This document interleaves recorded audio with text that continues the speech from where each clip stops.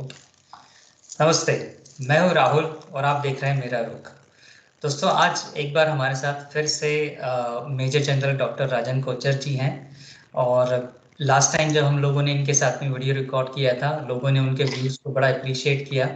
और हमारे पास काफ़ी रिक्वेस्ट है कि हम उनके साथ एक बार फिर से किसी न किसी करंट टॉपिक के ऊपर बात करें। तो आज मेजर जनरल साहब ने हमको वक्त दिया है, उसके लिए उनका बहुत बहुत शुक्रिया।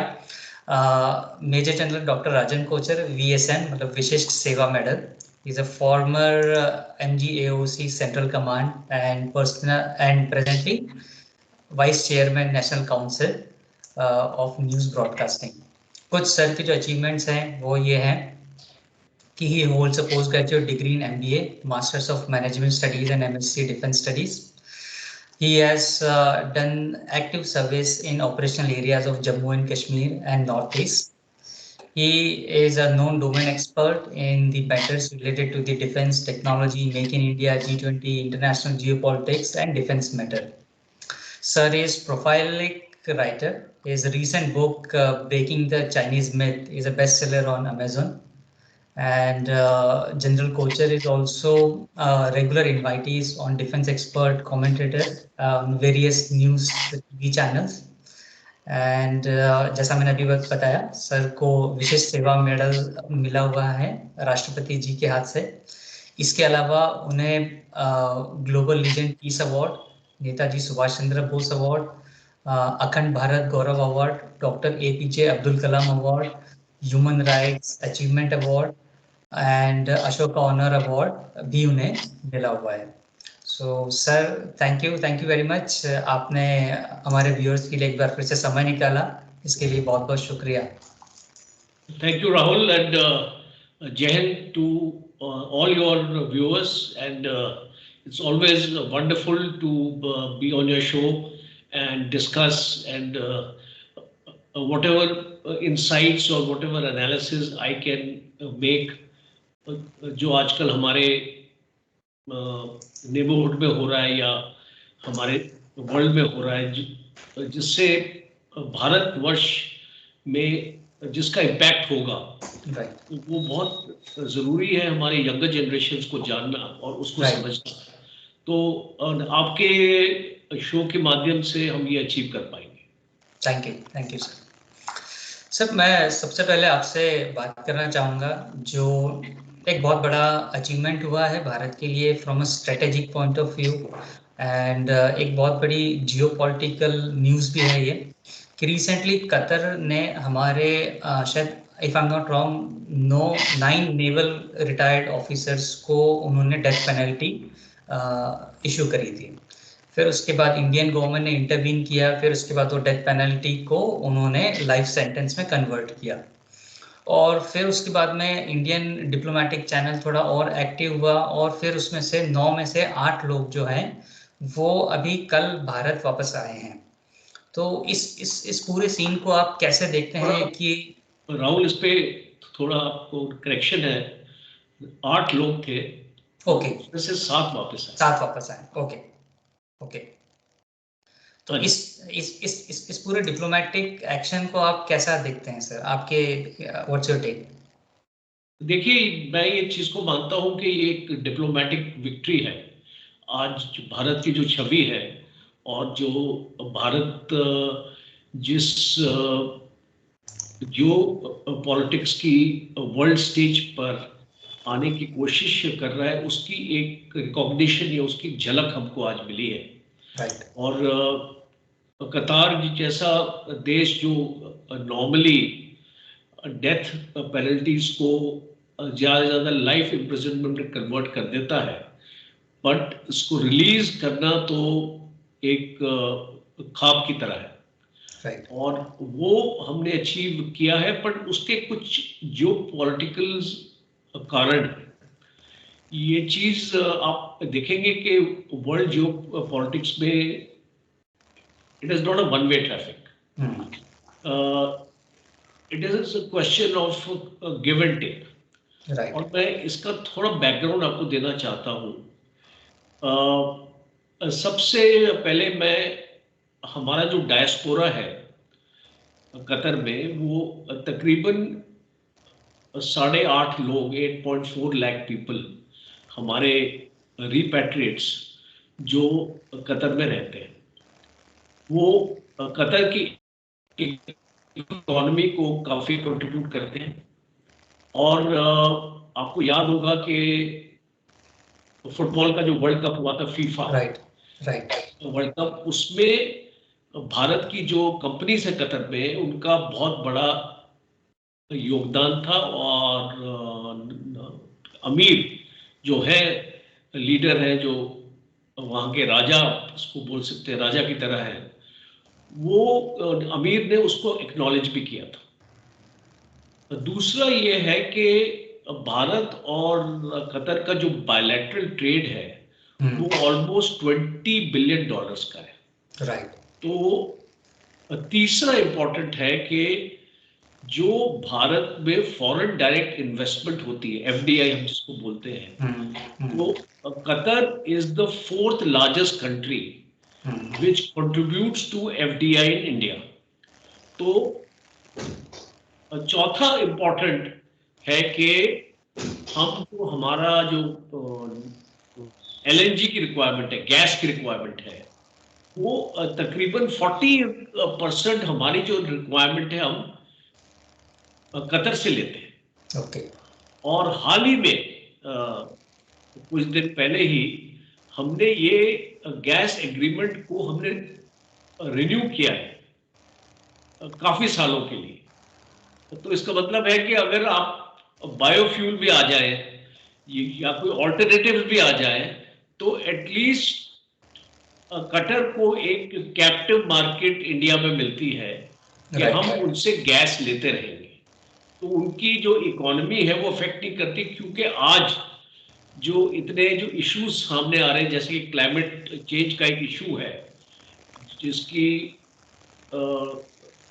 सीओपी कॉन्फ्रेंस दुबई में हुई थी दिसंबर में, जहाँ पे हमारे प्राइम मिनिस्टर भी थे और कतर के भी वहां पे अभी गए थे अटेंड करने के लिए। तो एक इम्पोर्टेंट मुद्दा था ये वहां पे जी। तो इसीलिए दूसरा एक डिफेंस एग्रीमेंट भी हमारा कतर के साथ। पिछले साल हमने उनके साथ एक मिलिट्री एक्सरसाइज भी की है, नेवल एक्सरसाइज भी की है। और कतर एक बहुत स्ट्रेटेजिक देश है मिडिल ईस्ट में। आज आप जानते हैं कि जब अफगानिस्तान के साथ एक पीस एग्रीमेंट करना था, उसका नाम था दोहा पीस एग्रीमेंट। दोहा में हुआ था, जिसमें तालिबान, जिसमें यूनाइटेड स्टेट्स और पाकिस्तान शामिल थे, और उसमें कतर ने बहुत इंपॉर्टेंट रोल प्ले किया था। दूसरा, यूएस के जो 5 होस्टेजेस थे तालिबान के पास उस टाइम पे, उसको छुड़ाने में भी कतर का बहुत बड़ा हाथ था। तीसरा, आज इजराइल हमास की जो लड़ाई हो रही है, उसमें जो आपकी जो सीज फायर डील को जो ब्रोकर किया जा रहा है, उसमें कतर और इजिप्ट, और खास तौर पे कतर का बहुत बड़ा एक्चुअली हाथ है। तो आप देख सकते हैं कि वर्ल्ड स्टेज में कतर एक बहुत ही इंपॉर्टेंट देश है भारत के लिए। और ये जो गुडविल का जेस्चर है, जिसमें 8 हमारे नेवी के जो सेलर्स को छोड़ा गया है, कोर्ट के द्वारा नहीं छोड़ा गया है जी, अमीर ने इनको पार्डन किया है। और अगर आप देखेंगे, अमीर जब रमजान का महीना होता है उसी टाइम पे वो ऐसे कुछ पार्डन करते हैं, पर अभी रमजान के महीने से पहले ही पार्डन जो कर दिया गया है। और खास तौर पे इसकी वजह ये है कि प्राइम मिनिस्टर मोदी 14 फरवरी को, आई थिंक कल है 14 जी, कल वो कल कतर को विजिट कर रहे हैं। राइट, आज वो यूएई में है और फिर कल कतर जाएंगे। तो एक वर्ल्ड गवर्नमेंट कॉन्फ्रेंस भी उनको अटेंड करनी है दुबई में कल, वो भी है। तो ये चीजें, टाइमिंग अगर मैं आपको खास तौर पे बताऊं तो ये टाइमिंग बहुत इंपॉर्टेंट है। और दूसरा, हमको ये भी देखना है कि हमारे जो 8 सेलर्स हैं, इनको क्यों कैद किया था। तो बेसिकली एक कंपनी है, उसका नाम है दाहरा ग्लोबल टेक्नोलॉजी। ये कंपनी का जो मालिक है वो एक एयरफोर्स ऑफिसर है, ओमान एयरफोर्स का रिटायर्ड एयरफोर्स ऑफिसर। और ये एक स्टेल्थ सबमरीन कतर के लिए बना रहे हैं, U212 नियर फ्यूचर सबमरीन इसको बोलते हैं। और ये सबमरीन इटली में जो जो है ना, इटली से बन रही है, जर्मन कोलैबोरेशन के साथ। ये सबमरीन आने के बाद कतर दूसरा देश हो जाएगा ईरान के बाद मिडिल ईस्ट में, जिसके पास एक ऐसी स्टेल्थ सबमरीन आएगी जिसको रडार भी डिटेक्ट नहीं कर सकता है। तो इजराइल की चिंता थी कि अगर ये कतर के पास ऐसी सबमरीन आ जाती है तो इजराइल को अपनी सिक्योरिटी कंसर्न्स का भी था। तो कतर हमेशा मानता है कि इजराइल कोई उसका फ्रेंडली देश नहीं है, और कतर पैलेस्टीनियंस को सपोर्ट करता है, हमास को सपोर्ट करता है, पर इजराइल को सपोर्ट नहीं करता है। तो कतर को कोई इंफॉर्मेशन, इंटेलिजेंस इंफॉर्मेशन मिली कि ये जो स्टेल्थ सबमरीन है इसकी टेक्नोलॉजी को लीक किया जा रहा है इजराइल को, और इजराइल की मोसाड इसमें एक्टिव है, कतर में भी बहुत एक्टिव है मोसाड। और ये जानकारी कतर को मिली। छानबीन में पता चला कि कतर के फौजी एक मेजर जर्नल इसमें इन्वॉल्व थे। सबसे पहले उनको बर्खास्त किया गया, कंपनी को ब्लैकलिस्ट किया गया, और जितने भी एम्प्लॉइज थे उनको एक स्कैनर में डाला गया। अब अनफॉर्चुनेटली जो हमारे जो सेलर्स थे, जिनको कोई लेना देना नहीं था इजराइल के साथ, या इजराइल के साथ उनका कोई लिंक नहीं था, वो तो अपनी रिटायरमेंट के बाद एक अपनी सेकंड जो प्रोफेशन बोलते हैं क्या, अपना जो नौकरी कर रहे थे रिटायरमेंट के बाद। तो अब ये जियोपॉलिटिक्स होती है, क्योंकि कतर जानता था कि इजराइल और भारत के अच्छे ताल्लुकात हैं, और कतर ने ये भी देखा कि हमास कॉन्फ्लिक्ट में हमने इजराइल का साथ दिया। तो ये एक थ्योरी है जिसको मैं आगे लेके जा रहा हूं, जो इसमें सच्चाई हो सकती है, नहीं भी हो सकती, बट ये थ्योरी ये है कि जियोपॉलिटिक्स में अगर आपको कुछ लिवरेज चाहिए, आपको बार्गेनिंग पावर चाहिए, या आप अपने आप को मजबूत करना चाहते हैं, तो आप ऐसे कदम लेते हैं जिससे आप दूसरे देश को बैकफुट पे कर देते हैं। तो ये बहुत बार हमने देखा है देशों में होते हुए। तो इसीलिए मैं ये मानता हूं कि ये 8 जो हमारे सेलर्स इनोसेंट थे, बिकॉज इनके खिलाफ कोई भी चार्जेस ऑफिशियली, ना तो इंडियन गवर्नमेंट ने कुछ इसके बारे में जिक्र किया, और ना ही आपको कतर से ये इसकी इंफॉर्मेशन सामने आई। क्योंकि अगर आपने एक देश के 8 लोगों को एस्पिनेज के लिए, स्पाइंग के लिए, जो कतर में एक कैपिटल पनिशमेंट है, सजाए मौत है उसकी, तो अगर आप ऐसे घिनौने चार्जेस अगर आप लगा रहे हैं एक दूसरे देश के लोगों के ऊपर, तो आपको उन चार्जेस को पब्लिक भी करना चाहिए था। ये कुछ एविडेंस के बारे में भी बताना चाहिए था कि आपके पास क्या एविडेंस है कि आपने इनको जेल में डाला है। तो ये पूरा ड्रामा जो है एक बॉलीवुड मूवी की तरह सामने इसको निकल के आता है, और फिर इंडिया का भी उस पर प्रेशर पड़ा, और इंडिया ने भी, प्राइम मिनिस्टर मोदी ने भी उसके ऊपर प्रेशर डाला। तो एक प्रेशर उनके ऊपर वो पड़ा, दूसरा उन लोगों ने अपनी जो डील्स भारत के साथ अपना करानी थी, अपना गैस का कॉन्ट्रैक्ट को रिन्यू कराना था या कोई ऐसी चीजें करानी थी, वो भी करा ली। तो आप समझ रहे हैं ना मैं किस चीज में हिट कर रहा हूं? जी जी, कि जियो पॉलिटिक्स में ताली एक हाथ से नहीं बजती है। दोनों पक्ष जो है वो अपना अपना अपना उल्लू सीधा करेंगे। राइट।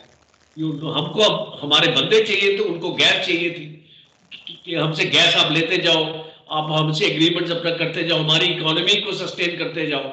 तो ये एक पूरा मीडिया में ये चीज नहीं आएगी, ये आपके शो में मैं बता रहा हूँ, बिकॉज कोई भी भारत का मीडिया जो है ना इस तरीके का इसको प्रोजेक्ट नहीं करेगा, बिकॉज आप जानते हैं कि आजकल मीडिया किस तरीके का प्रोजेक्शन में आता है। राइट। पर ये एक थ्योरी है मेरी, प्लॉजिबल थ्योरी, जिसको मैं अपने अपने तथ्यों के साथ, अपनी लॉजिक के साथ और अपनी रीजनिंग के साथ आपके व्यूअर्स को प्रेजेंट करना चाहता हूँ। Right. And sir, if I understood correctly है, और मैं अगर इसको थोड़ा सा फिर से रीसमरी अगर मैं इसको करूं और थोड़े से सिंपल वर्ड में, तो एक ये गिव एंड टेक वाली रिलेशनशिप है और इंटरनेशनल डिप्लोमेसी, फिर वो सिर्फ कतर के साथ हो या किसी और दूसरे देश के साथ में। और आज की डेट में जो पूरी दुनिया है वो बहुत इंक्लूसिव है, वो एक्सक्लूसिव नहीं है। फिर वो भले ही छोटे से छोटा देश भी हो, अगर उसमें कुछ प्रॉब्लम होती है तो बाकी बड़े से बड़े देश भी इम्पैक्ट होते हैं। उसी तरीके से फिर वो कतर जैसा छोटा देश हो चाहे भारत जैसा बड़ा देश हो, दोनों ही एक दूसरे की इकोनॉमी को बहुत कंट्रीब्यूट करते हैं डायरेक्टली या इनडायरेक्टली। और इस तरह के कोई भी स्टेप जो इकोनॉमी को हिट कर सके या इकोनॉमी को डीरेल कर सके, वो कोई भी देश, एक समझदार देश कोई भी नहीं लेना चाहेगा। सो ये कतर की तरफ से जो ये जो डेथ पेनल्टी वाला सेंटेंस आया, इमीडिएटली इंडियन गवर्नमेंट की तरफ से उस पर एक्शंस हुए। कतर ने उन एक्शंस को एड्रेस किया, समझा और उसे इमीडिएटली रेक्टिफाई किया।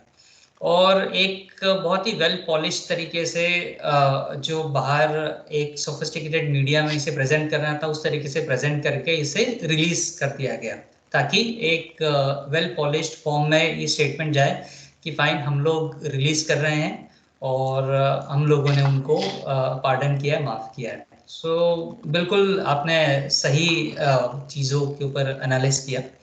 सर, इसी से कनेक्टिंग एक क्वेश्चन और मेरे दिमाग, मैं एक चीज और इसमें ऐड करना चाहता हूँ। Yes please. फॉरेन पॉलिसी में, फॉरेन डिप्लोमेसी में हमारे हमारे व्यूअर्स को हमेशा याद रखनी चाहिए एक चीज, the national interest comes first. National interest, her absolutely. एक नेशन का जो अपना इंटरेस्ट है वो सबसे आगे आता है। कतर का नेशनल इंटरेस्ट है कि वो भारत से उसको फाइनेंशियली उसको बेनिफिट मिले। भारत का इंटरेस्ट है कि भारत की एनर्जी नीड्स, जो आज आप देख रहे हैं क्लाइमेट चेंज हो रहा है, बहुत सारी चीजें हो रही है जिसमें एनर्जी रिक्वायरमेंट देशों की बढ़ती जा रही है। और आज के दिन हम लोग एनर्जी में सेल्फ सफिशिएंट नहीं है। राइट। हमको मानना है ये चीज, बिकॉज हम रशिया के ऊपर भी डिपेंडेंट है, हम कतर के भी ऊपर भी डिपेंडेंट है, हम ईरान से भी अपनी रिक्वायरमेंट्स लेते हैं और बाकी देशों से भी लेते हैं। तो इसीलिए ये नेशनल इंटरेस्ट का सवाल है। क्योंकि आपको मैं एक और एग्जांपल देता हूं नेशनल इंटरेस्ट का। जब रशिया के ऊपर सैंक्शंस लगे थे यूक्रेन की लड़ाई में, तो भारत ने उस सैंक्शंस को एक्सेप्ट नहीं किया।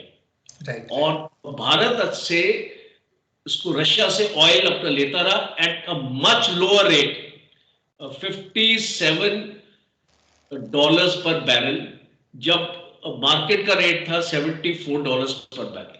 राइट। तो इससे भारत की इकोनॉमी को बेनिफिट हुआ, क्योंकि ये हमारा नेशनल इंटरेस्ट था।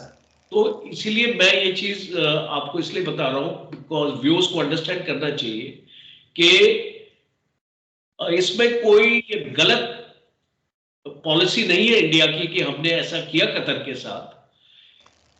हमने अपने नेशनल इंटरेस्ट को सामने रखा, राइट, और कतर ने भी अपने नेशनल इंटरेस्ट को सामने रखा, और इसीलिए I think it is a win win situation. Right. And I remember sir, मुझे मुझे याद है जब आपने जब रशिया के ऑयल वाला जो एग्जांपल दिया, उसमें मुझे एस जयशंकर साहब का वो स्टेटमेंट याद है जिसमें उन्होंने बोला था कि यूरोप और यूएस हमको डिक्टेट नहीं कर सकता, जो इंडिया के फेवर में होगा, जो इंडिया की नीड होगी, हम उस हिसाब से स्टेप्स लेंगे। हमें हमारी अभी ज़रूरत है कि नेशनल इंटरेस्ट के हिसाब से हम रशिया से ऑयल लें, तो हम वो लेंगे। तो कोई भी तीसरी कंट्री हमें डिक्टेट नहीं कर सकती। और ये एक बहुत बड़ा चेंज फॉरेन पॉलिसी में आया है, अगर मैं इसको ठीक से समझूं तो पिछले 8-10 सालों में बहुत बड़ा एक मेक शिफ्ट हुआ है, जो कि पहले ऐसा नहीं था। बिल्कुल, ये जो एक मैं वर्ड इसके लिए इस्तेमाल करूंगा, strategic autonomy. Right, strategic autonomy जो आज आप देख रहे हैं, भारत में हमेशा थी, पर इस लेवल की स्ट्रेटेजिक ऑटोनॉमी नहीं थी कि हम यूनाइटेड स्टेट्स के दबाव में आके हम अपनी फॉरेन पॉलिसी में बदलाव लाए। आज एक नया भारत उभर के आ रहा है जो अपने हित को जानता है, अपनी रिक्वायरमेंट्स को अंडरस्टैंड करता है, और इसीलिए हम कोई भी देश से डिक्टेट नहीं होते हैं। हमारे अमेरिका के साथ अच्छे रिलेशन है आज, हमारे रशिया के साथ अच्छे रिलेशन है आज, और हमारे मिडिल ईस्ट के साथ बड़े अच्छे रिलेशन है। आपने देखा ऑर्गेनाइजेशन ऑफ इस्लामिक कंट्री जो OIC होती है, 57 कंट्रीज आर देयर। हमारे कभी भी OIC के साथ अच्छे रिलेशन नहीं थे। कश्मीर के मुद्दों पे वो लोग हमेशा इंडिया को क्रिटिसाइज करते थे, यूनाइटेड नेशंस में क्रिटिसाइज करते थे। पर आज आप एक शिफ्ट देख रहे हैं कि हमारे गल्फ की कंट्रीज के साथ, खास तौर पे UAE ले लीजिए, सऊदी अरेबिया ले लीजिए, कतर ले लीजिए, ओमान ले लीजिए, तो इसीलिए आपने देखा कि प्राइम मिनिस्टर मोदी अपने जो 2 टर्म्स में 7 बार अपना 7 बार दौरा जा चुके हैं। So now this is the importance prime minister Modi's government attaches to maintaining good relation with the Middle East, because पैसा कहाँ है? पैसा मिडिल ईस्ट के पास है आज, रिसोर्सेस कहाँ है? वो है मिडिल ईस्ट के पास। तो अगर इंडिया अपने आप को मिडिल ईस्ट से मजबूत करेगा तो चाइना के शिकंजे से इंडिया एक्चुअली बाहर निकल आएगा। बिकॉज आज आप देख रहे हैं कि चाइना के साथ इंडिया की प्रॉब्लम्स हैं, लाइन ऑफ एक्चुअल कंट्रोल में प्रॉब्लम्स हैं, बट हमारा जो ट्रेड है चाइना से बढ़ता ही जा रहा है, कम नहीं हो रहा। और वो इसलिए कम नहीं हो रहा है क्योंकि हम डिपेंडेंट है चाइना की मैन्युफैक्चरिंग इंडस्ट्री पे। तो टाइम अभी आ गया है कि हम अपनी मैन्युफैक्चरिंग इंडस्ट्री को मजबूत करें। आज आप देखते हैं कि हमारी मैन्युफैक्चरिंग इंडस्ट्री हमारा GDP को खाली 15% देती है, चाइना की मैन्युफैक्चरिंग इंडस्ट्री अपने GDP को 32% देती है। राइट, तो इसमें फर्क है, और इसीलिए अभी मेक इन इंडिया सुनते हैं, आत्मनिर्भर भारत सुनते हैं, एक्सपोर्ट्स के बारे में सुनते हैं कि 50,000 करोड़ हमारा डिफेंस एक्सपोर्ट होना चाहिए 2025 तक। और इस बार फाइनेंस मिनिस्टर ने भी ऐसी स्टेटमेंट दिया है। तो हम एक वर्क इन प्रोग्रेस में आ चुके हैं कि अब हम चाहते हैं कि भारत में निवेश हो, भारत में लोग आए इन्वेस्ट करने के लिए। जो जेट इंजन हमारे जो हमने अमेरिका से लेने वो भी भारत में बन रहे, बोइंग अपना जो सेटअप यहाँ पे लगाएगा। तो इस तरीके की जो अभी हम टेक्नोलॉजी की डेवलपमेंट देख रहे हैं, फ्रांस के साथ अभी आपने देखा कि रिपब्लिक डे में फ्रांस के प्रेसिडेंट आए थे, और हमने स्कॉर्पियन हमारी जो सबमरीन जो भी उसको डील को भी फाइनल किया, और जो हमने रफेल लेने थे मैरीटाइम वर्जन 26 रफेल जो हमने अपनी नेवी के लिए लेने थे, वो डील भी हमारे पास आ रही। 36 तो हमारे पास आ ही चुके हैं हमारे एयरफोर्स के लिए। तो ये चीजें हम जो अभी देख रहे जो पहले नहीं होती थी, तो हमको इसको एक्नॉलेज भी करना चाहिए, और हमको जो भी गवर्नमेंट ये ऐसा काम कर रही है हमको उस गवर्नमेंट को सपोर्ट भी करना चाहिए। Absolutely sir. सर इन कंटिन्यूशन जो मेरा पहला क्वेश्चन था आपको, उसी से रिलेटेड एक और क्वेश्चन है। हमारे एक और नेवल ऑफिसर जो है वो कुलभूषण यादव, जो कि अभी पाकिस्तान के कब्जे में है और शायद ये कई सालों से वहाँ पर है। वो केस आईसीजे में भी गया।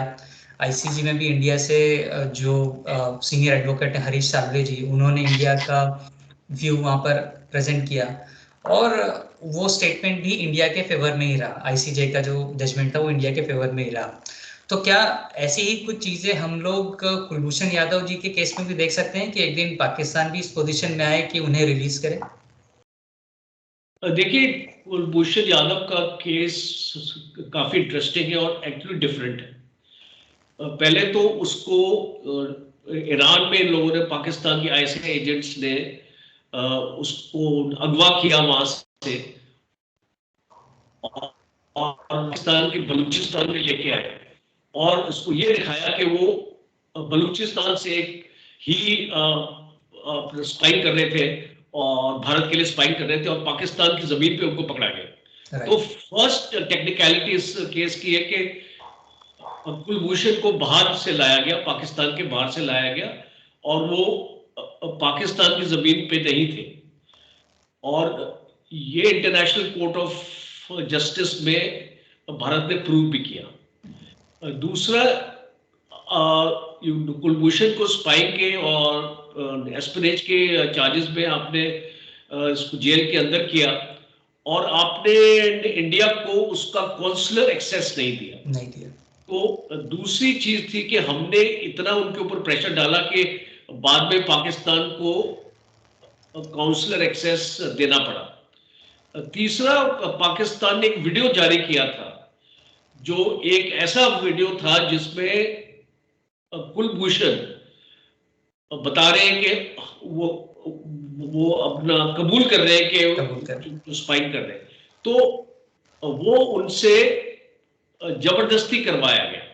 और सर उस वीडियो में शायद 80 से ज्यादा कट्स थे, तो मतलब वो वीडियो एक वन गो में रिकॉर्ड नहीं हुआ था। वन गो में रिकॉर्ड नहीं हुआ था और वो आपको जो फॉरेंसिक में अगर उसको लेके जाएंगे तो वीडियो आपको कोर्ट में वो आपका एविडेंस भी नहीं आप उसको मान पाएंगे। तो अभी कुलभूषण का केस पाकिस्तान में है और ये था कतार में।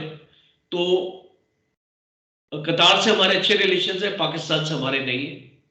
तो एक सिंपल सी चीज है कि पाकिस्तान गवर्नमेंट अगर भारत से अपने अच्छे रिलेशन चाहती है और अभी जो नई गवर्नमेंट उनकी आएगी, भगवान जानता है कि कौन बनेगा प्राइम मिनिस्टर, कौन नहीं बनेगा, बिकॉज वहां पर भी किस्सा कुर्सी का चल रहा है। exactly. और खरीद फरोख्त हो रही है और इसको खरीदा जा रहा है कैंडिडेट्स को जो नेशनल असेंबली में जीते हैं। तो ऑलरेडी इसको न्यूज ये भी आ रही है कि 10 इंडिपेंडेंट कैंडिडेट्स को नवाज शरीफ की पार्टी ने खरीद लिया है और वो उनको ज्वाइन कर रहे हैं। तो ये आज की न्यूज है। तो आप देख सकते हैं कि वहां पे क्या सिचुएशन बन रही है। ये भी इसको बोला जा रहा है कि 3 साल के लिए प्राइम मिनिस्टर एक पार्टी से होगा और 2 साल का प्राइम मिनिस्टर एक पार्टी दूसरी पार्टी से, राइट। तो इस तरीके की सिचुएशन में कुलभूषण का जो केस है वो हमारा जो हम चाहते हैं कि उसकी रिहाई हो, वो शायद इतना जल्दी नहीं होने वाला।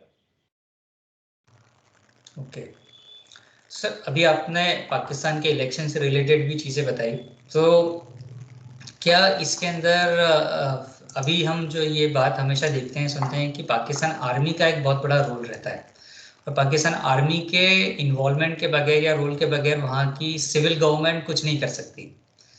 तो क्या इस इलेक्शन में भी पाकिस्तान आर्मी का उतना ही रोल था या फिर पाकिस्तान आर्मी ने ये इलेक्शन जेन्युइनली होने दिया, या फिर अब अगर कोई नई गवर्नमेंट फॉर्म होती भी है, जो कि अभी आपने बताया कि 3 साल या 2.5 साल एक पार्टी फिर दूसरी पार्टी, तो ऐसे में इकोनॉमिक रिवाइवल पाकिस्तान कैसे आगे बढ़ सकता है, या फिर इकोनॉमिकली या फिर प्रोग्रेस से पाकिस्तान ने अपना नाता दूर दूर से हटा ही दिया है और फिर भारत के साथ रिलेशनशिप कुछ हो सकते हैं अच्छे या नहीं हो सकते? देखिए, पाकिस्तान आर्मी की इस इलेक्शन में सबसे बड़ी मिसकैलकुलेशन थी, बिकॉज पाकिस्तान आर्मी ने पूरा प्लान किया था ये इलेक्शन, और इस तरीके से किया था कि वोटर टर्नआउट सबसे कम रहे, 30% के करीब रहे, और उससे ज्यादा ना जाए, क्योंकि कम से कम अगर वोटर टर्नआउट होता है तो नवाज शरीफ की पार्टी को, बिलावल भुट्टो की पार्टी को चांसेस ज्यादा थे ज्यादा सीट्स लेने के लिए। और इसीलिए अगर एक घर में 10 लोग रहते हैं तो उनके पोलिंग बूथ अलग अलग जगह थे। राइट। कोई एक इसको एक पोलिंग बूथ यहां था तो अगला 8 किलोमीटर की दूरी पे था, अगला और 6 किलोमीटर की दूरी था। कि उसकी वजह ये थी कि लोग वहां पे पहुंच ही ना पाए अपने पोलिंग स्टेशंस पे। दूसरा, इंटरनेट बंद कर दिया। सो इंटरनेट से एक्चुअली क्या होता है कि अगर मैंने अपना वोट देने जाना है, एक अगर मैं 10 किलोमीटर दूर जाना है तो मुझे रास्ता पता होना चाहिए, मैं कैसे पहुंचूंगा वहां पे। और उस पोलिंग बूथ की जो लोकेशन है वो मैं अपने इसको जीपीएस पे डाल के मैं उस लोकेशन में अपना पहुंच जाऊंगा, पर इंटरनेट बंद कर दिया। तीसरा, जो जितने भी पोलिंग ऑफिसर्स थे और रिटर्निंग ऑफिसर्स थे, वो जुडिशरी से या एक इम्पार्शियल संस्था से अपॉइंट होने चाहिए थे। और ये पाकिस्तान मिलिट्री ने अपने खुद अपने लोगों को अपॉइंट किया, तो वो इंश्योर करने के लिए कि किसी भी हाल में वोट्स पीटीआई के फेवर में ना चली जाए। तो 8 तारीख को जब इलेक्शन हुए और जब 8 तारीख को रात को जब काउंटिंग होने लगी, उस टाइम पे ऐसी इंफॉर्मेशन आने लगी कि पीटीआई 180 190 सीट्स में आगे चल रहा है। तो अभी वो एक डैमेज कंट्रोल करना पड़ा, पूरी काउंटिंग को रोक दिया गया। 8 घंटे के लिए पूरी काउंटिंग को रोक दिया। पूरी काउंटिंग 8 घंटे के लिए रुक गई। और फिर उसमें जो आदमी 50,000 वोट से जीत रहा था, वो अगले दिन 10,000 वोट से हार गया। और एक फॉर्म 47 होता है, फॉर्म 47 जो भी आपका जो पोलिंग ऑफिसर्स होते हैं वो उसको भरते हैं, जितनी वोट्स मिलती है विनिंग कैंडिडेट को, वो फॉर्म 47 रिटर्निंग ऑफिसर के पास पहुंचाया जाता है। और वो पहुंचाया जाता है, उसका एक स्क्रीनशॉट लिया जाता है और उसको इलेक्ट्रॉनिक तरीके से पहुंचाया जाता है, बिकॉज वो स्क्रीनशॉट एक फॉरेंसिक एविडेंस रहता है कि अगर कल कोई कंप्लेन करे तो आप उसको दिखा सकते हैं कि हमने ये शाम के 6 बजे हमने स्क्रीनशॉट लिया था और ये रिजल्ट था। अब क्या हुआ कि आपने इंटरनेट बंद कर दिया तो वो स्क्रीनशॉट नहीं जा सकता था। तो ये फिजिकली और मैनुअली इस फॉर्म को पहुंचाया गया इसको रिटर्निंग ऑफिसर के पास। रिटर्निंग ऑफिसर ने ये सारे जो फॉर्म 47 उसको बदल दिए, बिकॉज अभी आपके पास कोई प्रूफ नहीं है कि यही फॉर्म 47 वहां पहुंचा था या नहीं पहुंचा था।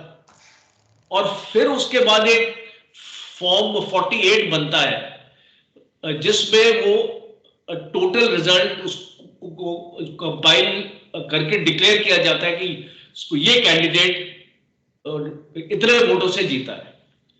तो इस तरीके की मैनिपुलेशन के बाद हमने देखा कि पीटीआई 101 सीट पे रह गया।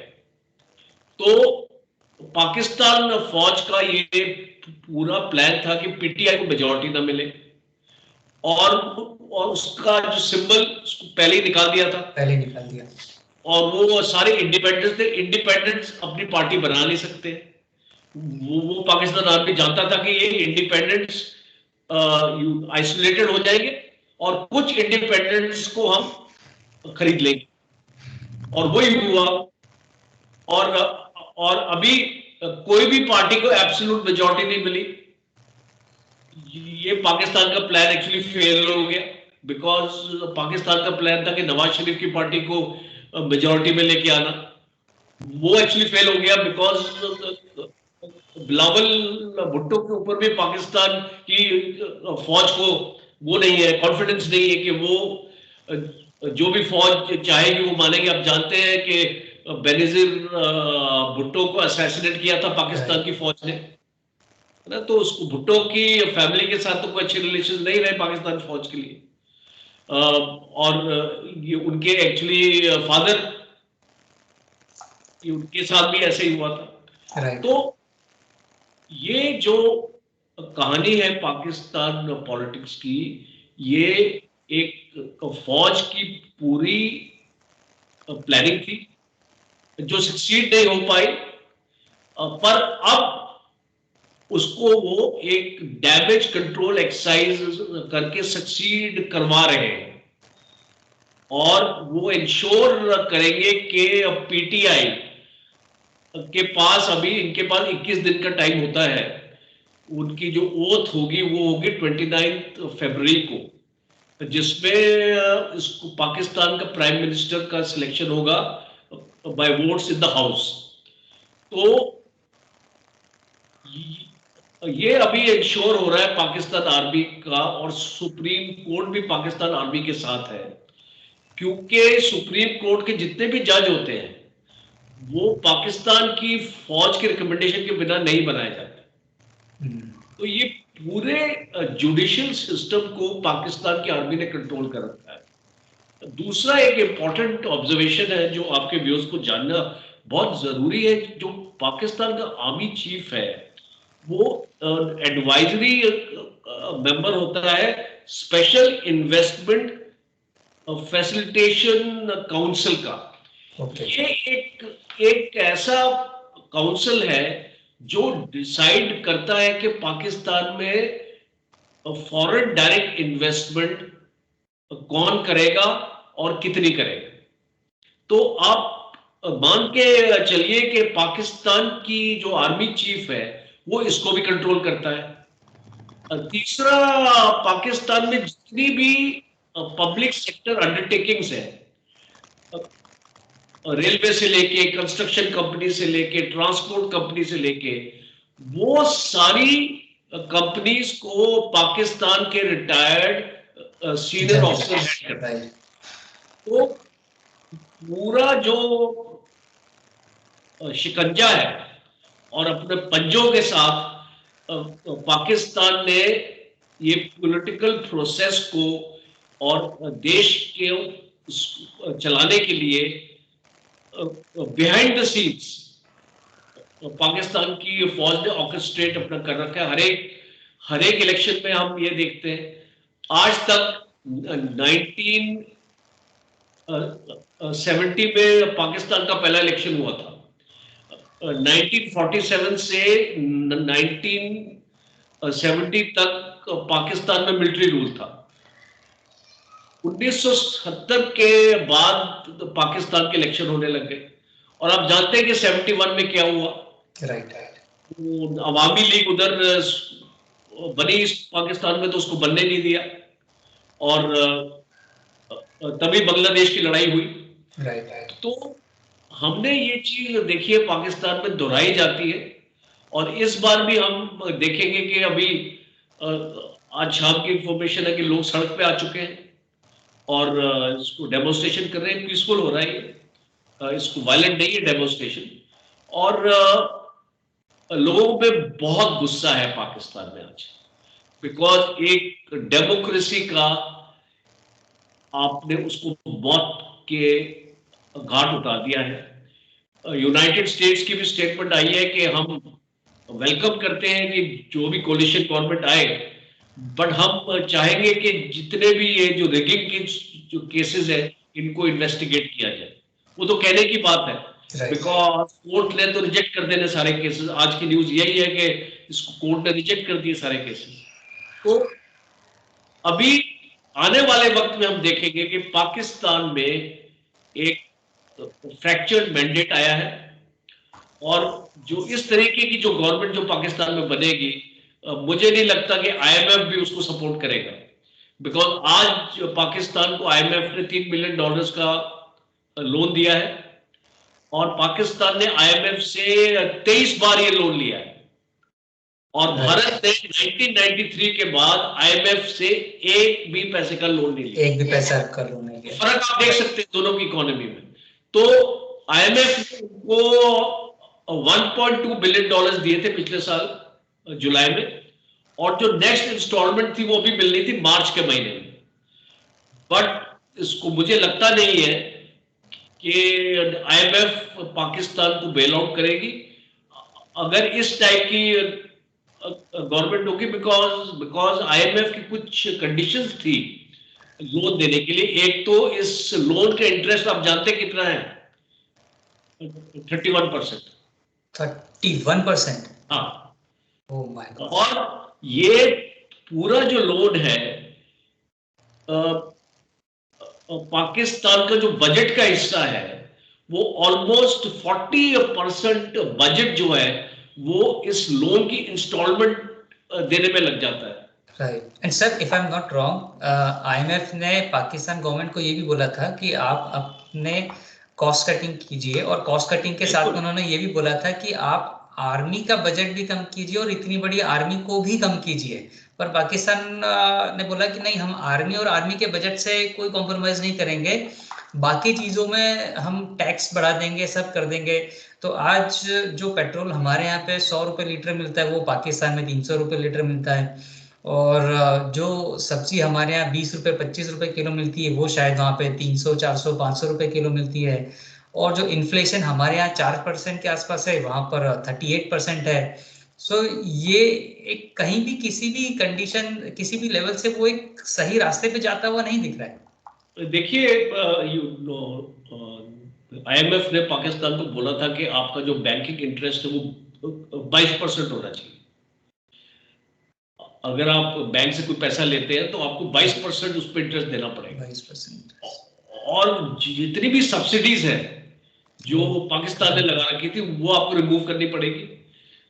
दूसरा जो आपका टैक्स बेस है, आप जानते हैं कि पाकिस्तान में 0.9% लोग इनकम टैक्स देते हैं। हाँ जी सर, ये एक वाहिद ऐसा देश है जहाँ पे 1% से भी कम लोग टैक्स देते हैं। हाँ, तो जब आपके पास पैसा ही नहीं है आने के लिए इकोनॉमी में, जब आप अपने लोगों को आपने टैक्स आपकी जो रिजीम है उसमें आपने उनको डाला नहीं है, और जीएसटी जैसा आपके पास ऐसा कोई भी ऐसा कानून नहीं है कि अगर आप डायरेक्ट टैक्स नहीं ले रहे तो इनडायरेक्ट टैक्स बढ़ा दो, तो उस तरीके का है नहीं पाकिस्तान के पास कुछ भी।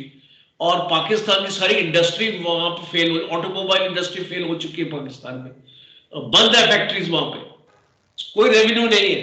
जो पाकिस्तान एक एग्रीकल्चरल देश है, वहां पे एग्रीकल्चरल प्रोडक्शन बहुत काफी होती थी पाकिस्तान में। बट आज पाकिस्तान को अपने डेली नीड्स के लिए भी इंपोर्ट करना पड़ता है, प्याज इंपोर्ट करना पड़ता है, आलू इंपोर्ट करना पड़ता है, जो पाकिस्तान अपना खुद इसको सेल्फ सफिशिएंट था एक टाइम पे। तो आप इसलिए इसको मैं इसलिए बोल रहा हूं, ये पॉइंट को आपने भी अच्छी तरीके से बताया कि it's not possible for a fractured government और अ गवर्नमेंट जिसके पास पूरी मेजॉरिटी नहीं है to take strong decisions, because उसको ऑपोजिशन मिलेगा दूसरी पार्टी से। और ये जो इंडिपेंडेंट्स, और अगर आप इसमें से 10 भी कम कर ले तो 90 और इंडिपेंडेंट्स आपके जो वहां पे ऑपोजिशन में बैठेंगे, ये लोग आपको काम ही नहीं करने देंगे, because they are a huge majority. कल अगर कोई भी खटपट हो जाती है पीपी में भी, इसको पीपी में और आपकी जो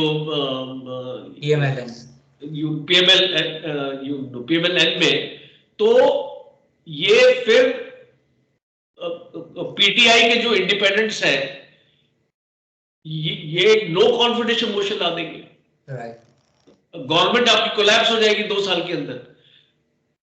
मेरी असेसमेंट है कि कोई भी गवर्नमेंट अगर पाकिस्तान में आ जाती है, ये मुश्किल से 2 साल से अब ज्यादा नहीं चल पाएगी। आप देखेंगे पाकिस्तान में 2 साल के बाद फिर इलेक्शंस होंगे, बिकॉज जो आपको अपनी इकोनॉमी की पॉलिसीज आपको बनानी है और जैसे आपने अपने देश को एक स्टेबिलिटी देनी है।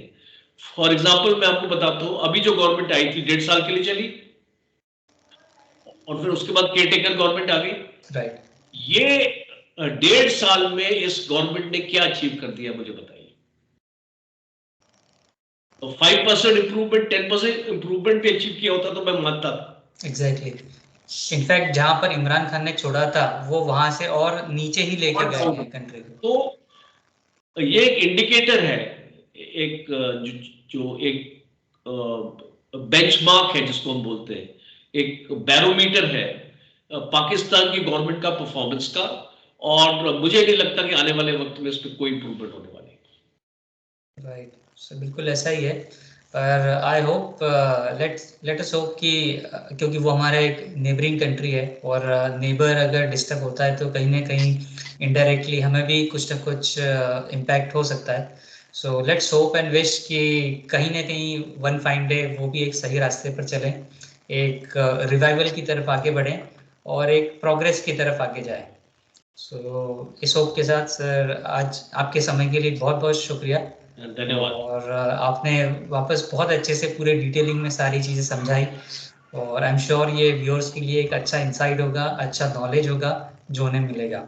So thank you sir, thank you very much for your time. Thank you Rahul, it was a wonderful discussion और हम उम्मीद रखते हैं कि हमारे जो आपके जो व्यूज है वो बढ़ते जाएं और ये चीज़ें जो बारीकियां हैं जो शायद मीडिया और या न्यूज़पेपर में इतनी फोर्सफुली नहीं आती है, हमारे रीडर्स आपके चैनल के थ्रू इनकी जानकारी लें और स्पेशली जो जियो पॉलिटिक्स में इंटरेस्ट रखते हैं और जो रिसर्च कर रहे हैं इसके ऊपर, और मैं स्पेशली रिसर्चर्स के लिए बोलूँगा कि do not believe everything and anything which is on the Google or on the WhatsApp. आप अपना थोड़ा रियलिस्टिक रिसर्च में जाइए and you will get the answers to all your problems and you will also get solutions. तो इस note पे thank you very much. Wish you all the best. Thank you. Thank you, Have sir. a great day, have a great evening. Jai Hind. Thank you, sir. Jai Hind.